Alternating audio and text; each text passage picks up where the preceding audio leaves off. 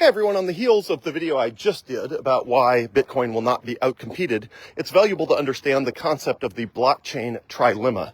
So when the concept of a blockchain was invented by Satoshi Nakamoto, the anonymous creator of Bitcoin, when it was created, it was discovered very quickly that blockchains, of which that is the technology that enables Bitcoin to do what it does, it's called a blockchain, that blockchains have a trilemma.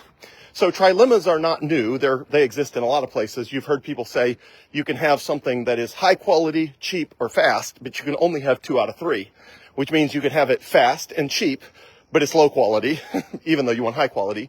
Or you can have it slow and it's cheap and it's really high quality, but it's not fast. Or you can have it, fast and super high quality, but it's going to be super expensive.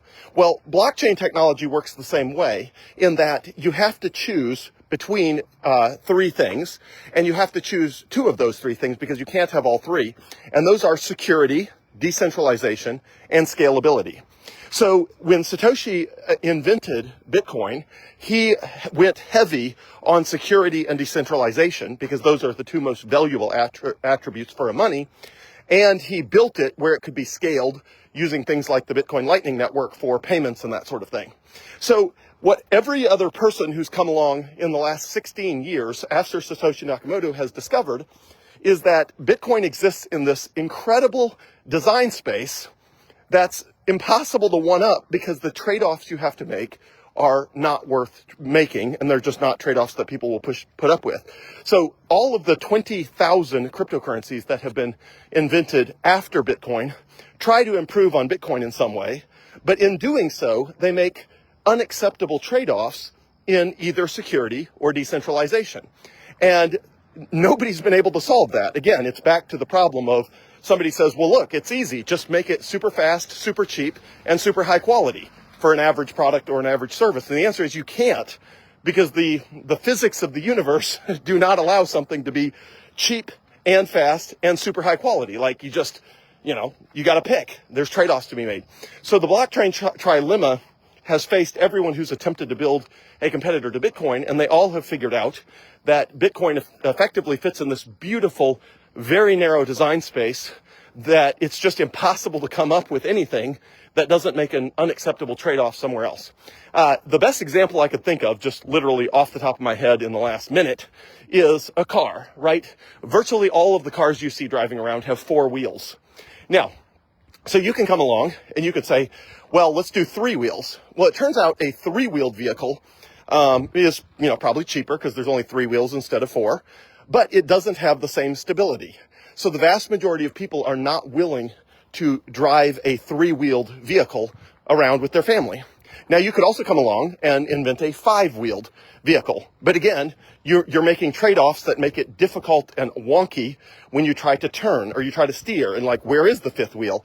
Is it 1 wheel up front and then 4 in the back? And if so, if the wheel up front pops, then you're really out of luck and you don't have the stability. So as you drive around, virtually all of the vehicles that are just standard vehicles that humans are supposed to drive themselves and their families around, virtually all of them have 4 wheels for like a family vehicle.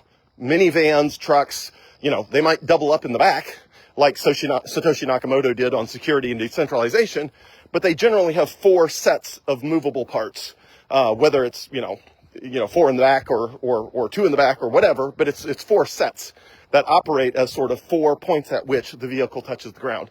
So it's the same way with the blockchain trilemma.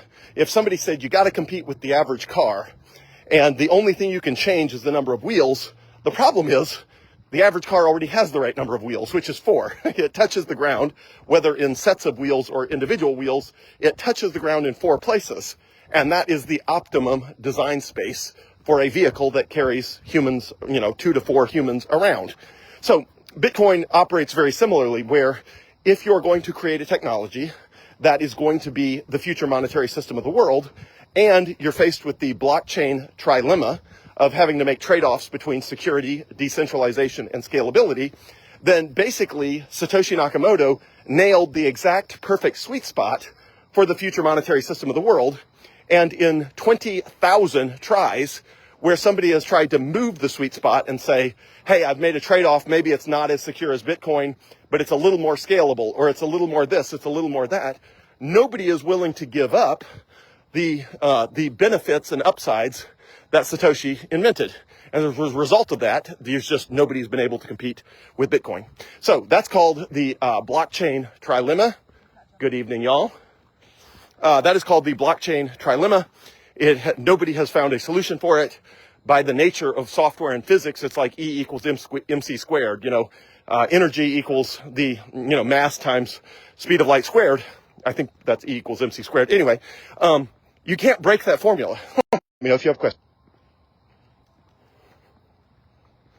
Hopefully that helps. Let me know if you have questions. Thanks.